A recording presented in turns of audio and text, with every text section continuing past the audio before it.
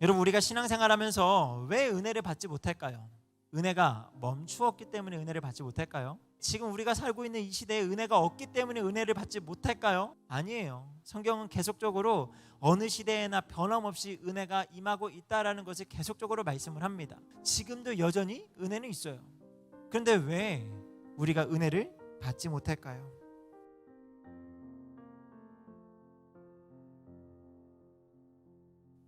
은혜 받게 살던 나오미, 아무리 생각해도 이방 땅으로 떠나고 또 그곳에서 이방 사람들과 어울려 지냈던 나오미가 은혜 안에 살았는가라는 질문을 던지자면 사실 은혜 밖에 살지 않았을까라는 생각이 들어요.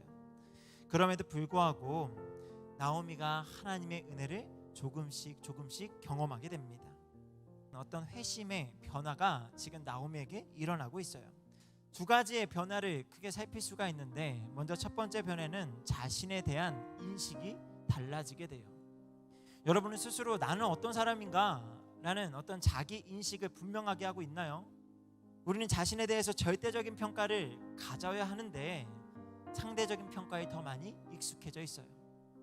저는 부모님에게 어떤 아들인가, 아내에게는 어떤 남편일까, 자녀들에게, 우리 아이들에게 어떤 아빠일까 라는 것을 참 많이 고민하며 살고 있어요. 항상 주변 사람들이 나를 어떻게 대하는가에 따라서 주변 사람들의 평가로 내가 어떠하다라는 것을 인식하고자 하는 그런 경향이 있다라는 거죠. 상대적인 내가 아무리 좋은 사람으로 여겨진다 할지라도 제 안에 진짜 내가 좋은 사람이다 라고 이야기하기는 어렵죠. 우리가 누군가에게 좋은 이미지, 좋은 사람으로 상대적인 평가를 받을 수는 있겠지만 진짜 내가 좋은 사람인가 라는 생각을 할 때에는 그렇지 않을 수 있다라는 거예요. 그런데 그런 사람이 되려면 정말 어떤 사람이 되어야 하는가 하면 진짜 나와 마주해야 돼요. 자기 인식이, 자기에 대한 평가가 바르게 되지 않으면 우리는 결코 좋은 사람이 될 수 없다라는 거예요. 만약 우리가 그러지 않으면 우리의 상황을 바르게 알 수 없고요. 그로 인해서 전혀 괜찮지 않음에도 불구하고 괜찮은 척 지낼 수 있다라는 겁니다. 정말 겉으로는 아무렇지 않은 척 그렇게 우리는 그동안 살아왔고 앞으로도 아마 살아갈 수 있을지 모르겠어요. 하지만 우리 속은 어때요? 계속 아파하고 병들어가고 계속 진짜가 아닌 모습으로 살아가려고 하니 얼마나 많이 힘이 듭니까? 우리를 창조하신, 우리를 지으신 하나님 앞에 나는 어떠한 존재인가라는 질문을 반드시 가져야 됩니다. 이 질문을 하루에도 수없이 계속적으로 자신에게 던지는 것이 성경은 지혜라고 이야기를 해요. 나오미가 룻과 함께 베들레헴 고향 땅으로 돌아오게 되죠. 나오미가 돌아왔다는 소식이 온 동네에 퍼지게 됩니다. 그러면서 사람들이 나오미를 향해서 한마디를 던집니다. 뭐라고 이야기하냐면 이가 나오미냐라고 성경에 이야기를 해요.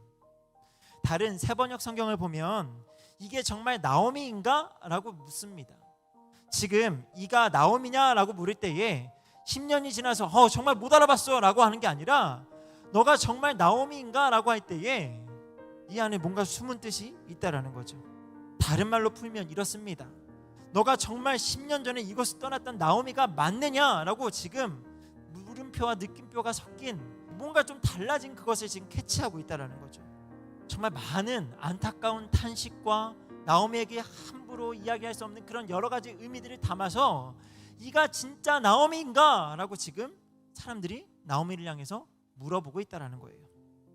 그래, 너의 모습은 우리가 알던 나오미가 맞아. 네 얼굴 그대로 알겠고 너 나오미인 건 알겠는데 너는 절대 기쁨이라 불리던 그 행복한 여인 나오미가 아니다. 너에게서는 행복을 찾을 수가 없어 라고 지금 이야기하고 있다라는 거죠.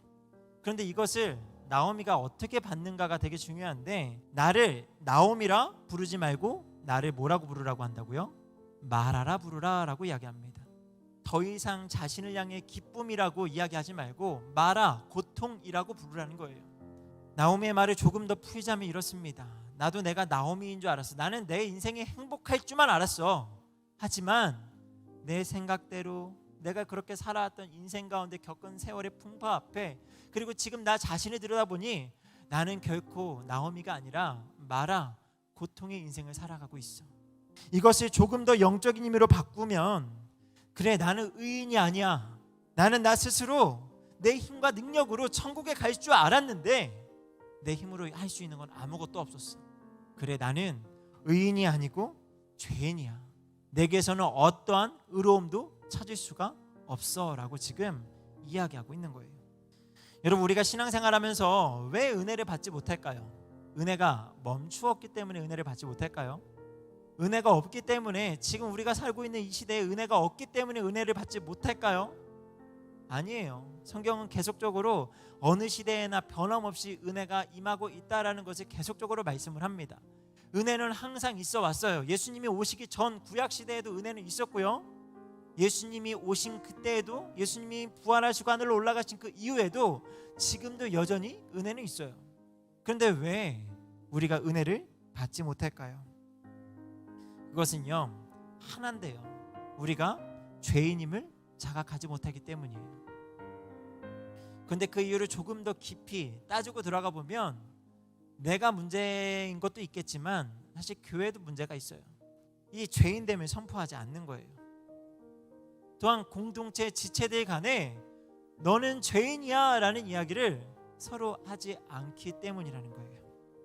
그냥 내 신앙, 나의 구원만 돌보기 바쁜데 다른 사람의 신앙에 대해서는 크게 관심이 없는 우리의 모습 가운데 그렇게 서로를 향해서 너는 죄인이야 라는 이야기들을 서로 못 해준다라는 거예요. 정죄하라는 게 아니에요. 정죄는 너 뭘 잘못했어 하면서 어떤 행동과 드러난 모습을 가지고, 현상을 가지고 사람들에 대해서 지적을 하고 그것 가운데 죄로 올가매는 거고, 죄인이야 라고 이야기하는 건 우리의 신분이 어떠하다라는 것을 알려주는 거예요. 존재적 어떤 질문에 답을 해주는 거예요. 여러분, 응당 교회라면 어떤 사람이 가장 주목받아야 되고 어떤 사람이 가장 행복한 사람처럼 보여야 돼요. 죄에 대한 해결과 그 받은 은혜의 크기가 너무나 큰 사람, 그것에 감사하는 사람의 얼굴이 가장 기뻐야 되는 거 아니에요? 하나님께 나를 구원하시고 내가 죄인 되었음을 고백하여서 하나님께 나를 사랑하신다라는 것을 깨달은 그 사람이 얼굴이 가장 환하게 빛나야 하는 것 아닐까요? 죄인됨에 대한 인식과 고백이 사라지고 있는 우리 공동체 안에서 우리가 서로에게 해줘야 되는 말은요, 너는 더 이상 나오미가 아니야 라는 말이에요. 주님이 없이 안전한 삶을 살아가고 있다라고 하는, 주님이 없이도 괜찮다 여길 수 있을 만한 인생을 살아가고 있다라고 한다면, 지금 오늘 나오미와 같이 결국 모든 것을 잃은 사람이 되어서 나는 나오미가 아니라 나는 마라입니다라는 고백을 인생의 경험을 통해서 할 수밖에 없게 된다라는 거죠. 우리는 날마다 은혜가 필요한 사람이다라는 갈급함과 낮은 마음을 가져야 합니다. 높아진 그 모든 마음을 부수어버리고 마음을 낮추어 은혜가 필요한 사람으로 살아가는 것, 이것이 우리에게 진짜 지혜인 줄 믿습니다. 여러분, 은혜를 성경에서 흔히 강물로 비유를 많이 해요. 은혜가 강같이 흐른다라는 표현들을 씁니다. 은혜가 강물같이 흐른다라고 할 때 강물은 어떻게 흘러요? 높은 곳에서 낮은 곳으로 흘러갑니다. 그렇게 하나님의 은혜가요, 높은 곳, 하나님의 높으신 보좌에서 어느 곳으로 흘러가는가 하면 낮은 마음을 가지고 하나님의 은혜가 필요하다 고백하는 저와 여러분에게 흐르게 될 줄 믿습니다. 오늘 이 시간 낮은 마음으로 하나님의 은혜가 필요한 죄인됨을 스스로 인식하고, 또 우리 안에 서로를 향해 우리는 더 이상 나오미가 아니라 하나님의 은혜가 필요한 죄인이다라는 고백이 서로에게 있기를 주님의 이름으로 축복합니다.